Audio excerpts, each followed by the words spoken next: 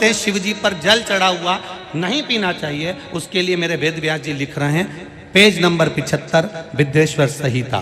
ध्यान रखिएगा, जो मनुष्य, उंगली पर ध्यान देंगे जो टीवी पर चल रही है, जो मनुष्य शिवलिंग को विधि पूर्वक स्नान कराकर उस स्नान के जल का 3 बार आचमन करता है, उसके कायिक, वाचिक और मानसिक तीनों प्रकार के पाप शीघ्र नष्ट हो जाते हैं। ये शिव पुराण।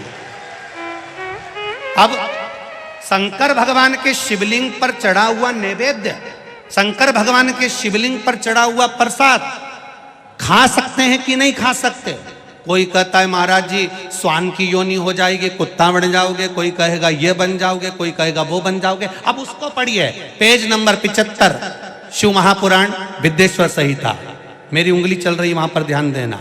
भगवान शिव का नैवेद्य अग्रह है।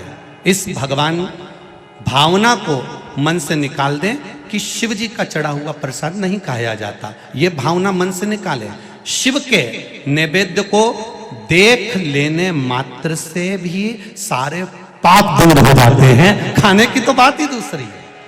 अब क्या लिखा है अगली लाइन, उसको खा लेने पर तो करोड़ों पुण्य अपने भीतर आ जाते हैं। आए हुए शिव नैवेद्य को, जो शंकर का प्रसाद है, शिव जी पे चढ़ा हुआ नैवेद्य है, अगर वो आपके सामने आ जाए, उसको सिर झुकाकर प्रसन्नता पूर्वक खा लेना चाहिए। जो शंकर के चढ़े हुए नैवेद्य को ये कह देता है कि थोड़ी देर से खाऊंगा, वो पाप में लिप्त होता चले जाता है। यहां तक उसका वर्णन किया। वो मनुष्य पाप में बंध जाता है। इसलिए शंकर को चढ़ा हुआ नैवेद्य, भगवान का बस केवल नैवेद्य का दर्शन ही हो जाए तो जीव कोटि कोटि पुण्य प्राप्त कर लेता है। वो शिव तत्व है।